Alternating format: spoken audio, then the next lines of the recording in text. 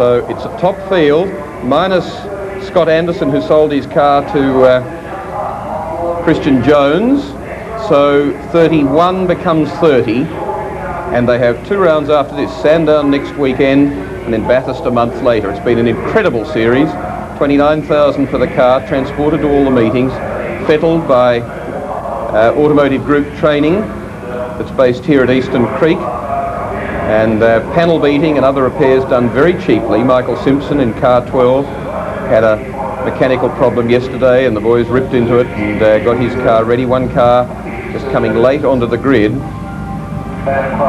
but all now in readiness with pole position. Scifleet on the inside, and the rest of the field all formed up. See the red headlights of young Toby, who gets away there, the third of the white cars, or the third car that we can see, but they're storming away in front of him. 468, probably about holding his grid position, and Adam Clarke into the lead in 32. This corner's taken about 170, already one clambering out of almost the pit lane exit road. And whoa, it's on right in the middle of the pack. It's Luff, gone in 2. And round the outside of him, 19's Jonathan Muir. He was off there yesterday, and in fact his boot lid came open. And look at what a nice little thing it's done for Adam Clarke. And 2 others, well, still in 19, Muir was in problems, and then Christian Jones. He's had a very bad weekend. I watched his rollover the other day, and sending out into the wall innocently is Paul Roman, who's come back and created further mayhem. And Field, and now he was a top finisher in the previous race, a Formula Ford, ex-Formula Ford driver from South Australia, and a very good runner and nice kid too. And very bad luck to see him getting carved out like that. Let's have a look at this replay and see all that happened in the top few kilometres. Firstly, a touch and a lose, right in the middle. Second car hit by, I'm not sure whether it was Ric Shaw or others, but you can see the mayhem through the dust, and everybody trying to get through, and that's the sort of thing you have to escape if you're to finish well in a Suzuki race. Sea soaring and yawing everywhere with Jonathan Muir, but out of it, Adam Clarke, Mr. Clean, and Scifleet on his tail. 2 little jockeys. Scifleet is very light. They're in there sort of around 50 kilos, these guys, and renewing the battle that they had in the first race. But quite frankly, if Scifleet can get past Clarke now that Clarke's got the jump and the lead, he'll be going well, but let's watch them.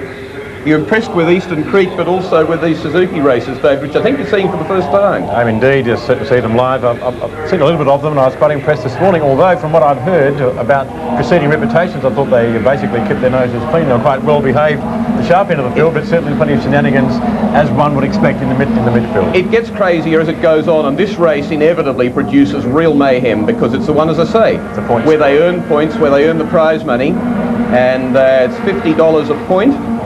And so it's $1,000. It's 20 points for first place. So it's pretty reasonable money for cars that cost only $29,000. Clarke must be doing very well out of this. His father Roger, a former speedway man and racer, and looks after the car. I have to say it's probably the best presented car in the grid there. There's Simpson I was talking about earlier in car number 12, a good runner from Queensland, races HQs, still racing them in fact. He said there was too much biffo in that category, so I came over here, and there's no less, I can tell you. And they've been a bit horrified. He got badly treated up at Lakeside when they went up there. Took a corner off his car, running into a spinner. Now that's close motor racing. That is, and it's Ric Shaw in the middle of the sandwich in car number 15. And just in front of them in 13 is Anthony Robson. He had the fastest lap at Winton in the last round, and second place to Adam Clarke. He suddenly really shone. He's always sort of been in there, but he started to produce the goods. Ric Shaw in the middle of that in 15 all but rolled his car at Lakeside. The left wheels were, without exaggeration, getting somewhere towards 2 metres off the ground. Doesn't mind a bit of biffo, as Simpson feels it. Yes, Ric Shaw's been doing that the last 3 or 4 corners. He certainly wants to press on. And one of the most adventurous men in the field is Pavicevic in car number 17. Plenty of adventure this morning. And oh yeah. Well, I was watching him down and off the straight yesterday, and he was often getting a little bit of a lose up there, a part lose, and where other drivers it would have been more dramatic. He's very quick onto it to correcting it. He wasn't quite quick enough onto it today. He He is a very hard runner, a very adventurous charger, Andrej Pavicevic. He runs a production Suzuki as well as running in the 12 hour, as also is Adam Clarke and Warren Luff. Under complete two, Scifleet and 22 from Clarke, from Robson, Simpson, Shaw, Pavicevic, Nesbitt, Hibbard, Luff and Hagen, one says proudly. Further back, of the ones that we sort of expect something of, Tim Shaw in 26 is a fair way down, he's 21st. Journalist Barry Lake is just behind him in car number 1, and no sign of Christian Jones. But this is a big battle. This one for Simpson 12 in 4th place, Shaw 5th place, Pavicevic in 6th in 17. Nesbitt, he's another hard runner. He just keeps laughing, he keeps biffing his car, damaging it, and very cavalier. Anthony Nesbitt in number 23. And a couple of rounds into the series, as we see Pavicevic dive under Simpson, and Simpson comes back at him, tries to come back at him, does well. And there's Robson in 13. Followed by Ric Shaw. Pavicevic comes out on top of Simpson, 17 from 12. Coming up towards Corporate Hill. When they turn left around Corporate Hill here, and I've driven them here, they just start wheel spinning. They break into total wheel spin, downhill there.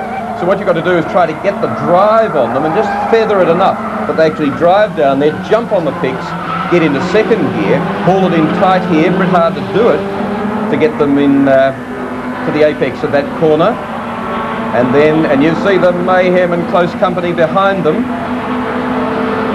The cars take an absolute pummeling. The tyres, as we were saying in the first race, have now been buffed back so they don't carry anything like the depth of tread that they have had on them previously. Scifleet building well in 22 ahead of Clarke in 32. Scifleet's well down in the series, but Clarke heads it. And Scifleet very strong early in the series, Bill. Yes, he won the first race, but didn't win the second one then at Oran Park. And a lot of people settling in. Christian Jones, for instance, was learning how to change gears. He'd never done it before. He'd raced karts. He'd never had a gearbox to fiddle with. Remarkable. But he did a lot of practice at Lakeside with a fairly competent father, world champion Alan Jones, teaching him a lot about racecraft and so on. And there you see the bunch that takes us back to 10th place, and in fact about 12th, 13th, 14th, which would be Howard.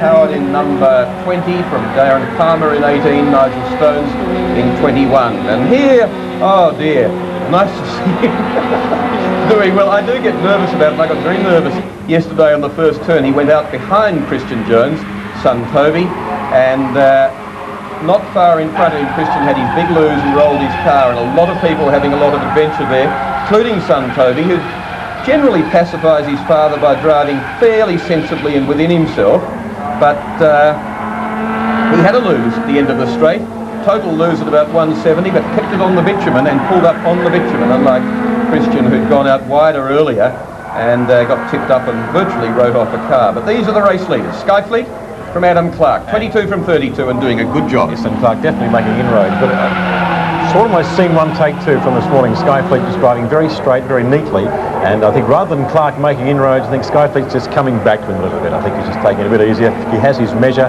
still has a couple of car lengths. When he starts getting close attention, we're talking Biffo type attention, I think that maybe something to worry about. As we see there, he just pulls out a couple of car lengths again. The feature part of Suzuki racing is partially the fathers around. Alan Jones drifts in.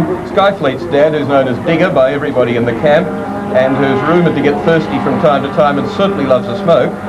And Roger Clarke, on the other hand, in car 32, is always sort of throwing a towel over the car and keeping it absolutely immaculately clean. They come from up Maitland Way. What I like about this class is that it is a one-mark series, and we've seen some pretty good drivers come out of these sorts of things. Tony Longhurst from the Alpha series, Mark Scape from the Laser series, and so on it goes. And we're showcasing some pretty good talent. I can tell you from trying to mix it with these guys at Winton, they go very, very hard, and that's whether you're at the front of the field, where it's fairly obvious you're going quickly and hard, but even at the tail end. If you're only a second or two off the pace of these guys, and 2 seconds covered the field at Winton, 2 seconds covered the first 6 on a very similar lap time in the Hungarian Grand Prix. These guys really do hammer hard, and they've worked out very well how to compromise in trying to get grip and not to give away too much sliding and loss of power and wheel spin in these front-wheel drive cars that really break into wheel spin very easily. Forgive my wry smile that you can't see your analogy about the Hungarian Grand Prix. Very interesting. The Suzuki GTIs. We're on the last lap. We had about a quarter of a lap to go. Scifleet looking fairly comfortable as he was this morning. Clarke's car's moving around a little bit more. He's doing what race drivers should do, and that is to try maximum attack, 100% right until the end, and that's exactly what he's doing. But only a couple of corners to go now, and Scifleet has had the measure of everybody today. Very neat there. Well, as I speak, it just drifts a little bit, but just gets the tail moving. Well, down into Corporate Hill corner for the last time. Yeah, they get very busy down there. As I said, they break into wheel spin the minute you turn into that corner. You have to square them up and settle them and get on the picks, get into second gear and scream them out of here. You take them up to 7,500 revs just about every time you change a cog. You've got to be very careful of the change from second to third as well. Really guide the lever across. You can't just drop it up into neutral and then push it forward again. One corner to go. Yes, in this 5-lapper. And previous lap was 0.67 of a second between Scifleet and Clarke, 1-2. And it looks like another victory for Scifleet, 2 on the day. Clarke was the first to do that. It took him about round 3 to do it, to win 2 races in the day. But Phillip Scifleet's doing it here in car number 22, doing a good job. The 18-year-old student from Five Dock in New South Wales over Adam Clarke, the Suzuki race leader. Finishing line, and he's done a very good job and continues to lead the series, as in behind him should be Anthony Robson in 13, Michael Simpson in car number 12, Warren Luff, who recovered to come in 5th in car 2, Ric Shaw 15 followed him, Nesbitt in 23, Burford in 4, Hibbard in car number 5, and then I thought I was going to leave Toby Hagen out because he'd slipped to 11th, regained 10th on the final lap to pick up 1 point and $50 for 10th in car number 30. So a good run by Phillip Scifleet there, by you can see a very slender margin, pretty substantial gap back to Anthony Robson, who had fairly close company, and certainly Michael Simpson did, with Warren Luff only a tad over a second behind him.